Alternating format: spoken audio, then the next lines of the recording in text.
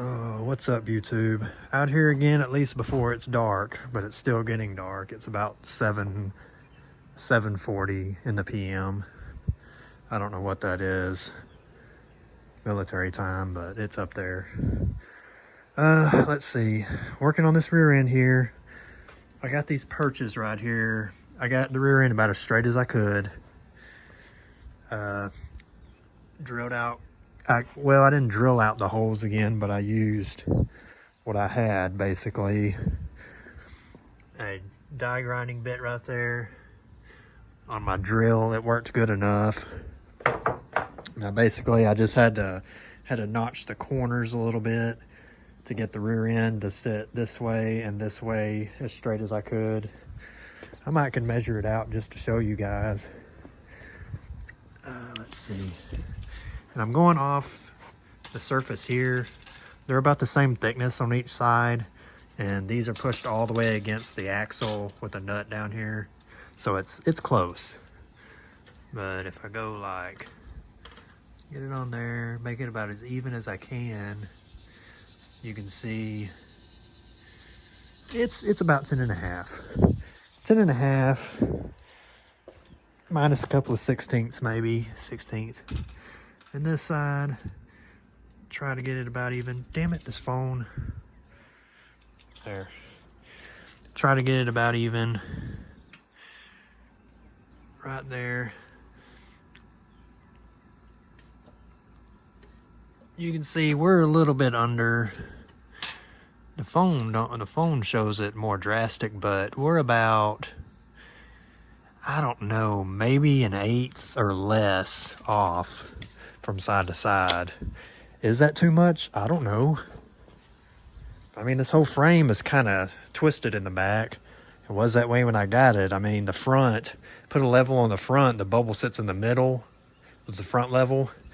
Back here, it rides that side of the line. So the frame isn't even straight.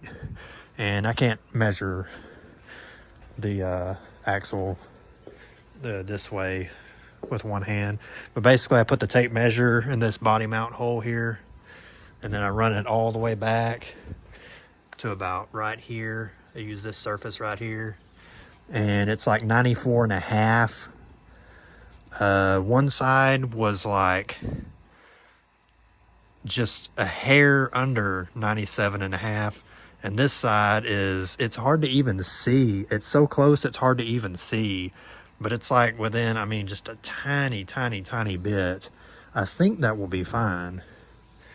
I mean, they're basically 97.5, 94.5 on each side. I mean, I'm gonna call it good. I got some paint squirted right here where I did weld these perches on, but I got these mounts, these plates right here, just painted up with some Rust-Oleum paint. You know, just use this stuff. I went to Nacogdoches to buy this at Lowe's. It was $9.80 something. Basically got two for $21. Here in Center, the cheapest place is Tractor Supply here in Center. Guess how much it is here in Center? $15 a can. For one can. One can, you know, Nacogdoches, Lowe's, $9. Here in Center, Tractor Supply, $15. In Carthage, which is like 30 miles away, at their Tractor Supply, it's $18 a can. What the fuck are these people thinking? God damn, I have to go all the way out of town just to get a decent price on a can of this Rust-Oleum paint. It's ridiculous. But I guess that's what it is. You live in a small town, they're gonna fuck the hell out of you. But anyway, I got two cans, one over there, two cans for probably $1 or $2 more than what I would get one can here for.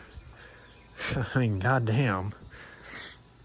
But anyway, as soon as that stuff dries, I'm gonna go ahead and just clamp it together. I don't know if I talked about this, but I was looking for a flip kit on eBay, and I wasn't gonna spend 120, 140 bucks for a flip kit. All I needed was U-bolts and plates. That's it. That's all I needed, because I took the factory purchase, freaking fly. I took the factory purchase, cut them off the top, welded them on the bottom down there. And I found some 9/16 U-bolts that fit.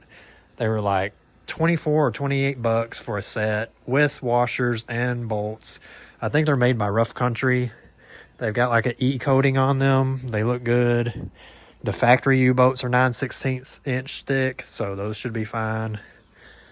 These plates right here I got from Barnes 4-wheel drive. I don't know how to put links in the description, but Barnes 4-wheel drive on eBay. And you can see how thick these damn things are. It's over 1/4 of an inch thick. I mean, these are some quality plates right here. And they're slot cutted to fit different stuff.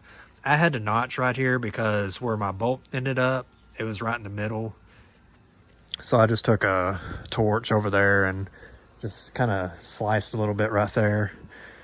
So they'll fit. And these U-bolts obviously are a little bit long, as you can see. So I'm going to get the bolts on there, get them mounted, and cut probably an inch off. I'm going to leave about that much hanging below the bolt. You know, I don't want to leave, I don't like having like a mile long of thread, because you know what happens? With that mile long of thread that you do not need, over time it will rust up and it will make it that much harder to spin the bolts off. So I have like that much thread at the bottom that you could, you know, take a wire brush or something and scrape off real good, spray with some penetrating oil, and you only have that much threads to worry about.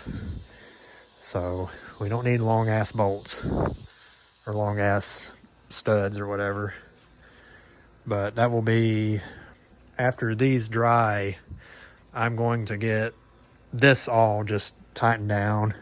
And oh yeah, the shock mount right here, as you can see, I cut and I welded up. Welds aren't perfect, but I mean, this isn't a Chip Foose one-off custom build right here. This is just an old 99 Throw 6 truck that I'm trying to just cut and alter and make everything work. But I got this welded on in a different angle, as you can see now. It kind of matches the other side over there, which is about the same. And like I said, that was able to come out and push this shock up further, so it would have about the same amount of stroke on each side. It just, I don't know, I don't think it would matter, but you know, with how this rear end is twisted. And now, since I got the drive shaft hooked back up, you can kind of see the drive shaft angle. I mean, it's not how it's gonna be because the bed is off and there's not all the weight on it. But you can see the front right there. That should come up right there. And then the rear right here, it's kind of, I mean, it's kind of sharp, but that angle will get less and this angle will go up. So in theory, when all the weight's on here, there will be just a slight angle in front and back is what you want. You don't want no crazy angle. You know, like a square body that's lifted 12 inches with 44-inch tall tires, and the front drive shaft is like that. But, which in that case you need like a double U-joint to bring it down and then down, but this isn't a 4-wheel drive. This isn't on 44s. And I got the decladded wheels on here. I'm probably going to just sell these and get different wheels, because every now and then I find a set of billet wheels on Marketplace for like a couple $100, like 18s or 20s. I almost got a set of 20s, but I think the guy realized what he had, because he had the price down to $300 for 4 20x9 billet wheels. I think they were Eagle alloys, and before I could get them, he deleted the ad. So I think maybe a buddy of his told him what he had, and he sold them for more than what he had them listed for. But if I can find a set of 18 or 20-inch billet wheels, and preferably 20s, and this is the size wheel I want to run, but a smaller tire. I've seen online and like on Facebook groups and stuff, on these style wheels, people put like a 295/40, which is like that. And it's the same exact size, almost the same size as a 255/70 factory tire that will go on this truck. but you know, it's a lot shorter than that and a little bit wider.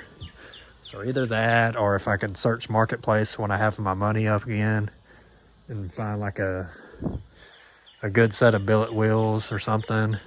I mean, I'm not crazy about these wheels, but I just needed something different, you know, than the two 22s and 24s that I had. Because I did not want to run that style of wheel on a single cab V8 truck. You know, that was perfect on the Escalade, but like I said, the Escalade is no more. It's gone. That chapter of this channel is closed. So this channel will probably forever be single cab V8 stuff. So if any of you joined for the Escalade, I'm sorry, but that's just how it is. I wasn't in love with the Escalade. I wanted to make the Escalade fast, but as I had it for longer and longer, I thought, well, I really want another single cab. I wonder if I could just build one instead of paying 7, 8, 10 grand for a V8 one, which is around here what they go for. You know, I cheated because I already had the Escalade with the 6.0, so I was already ahead. So that the building one for cheaper than buying one was out the window. But $200 for the frame, $80 for the rear end, little odds and end pieces. I don't even know what it is now. $800 for that truck, which I'm probably not going to sell anything off of. But like I said, that truck was bought with free money, so that kind of don't count. That kind of blew the budget out of the water. But anyway, I guess that's it. I'm just waiting on paint to dry right now so I can get this rear end bolted up and torqued down and done, and get the back tires back on it and measure again. But anyway, that's where I'm at now.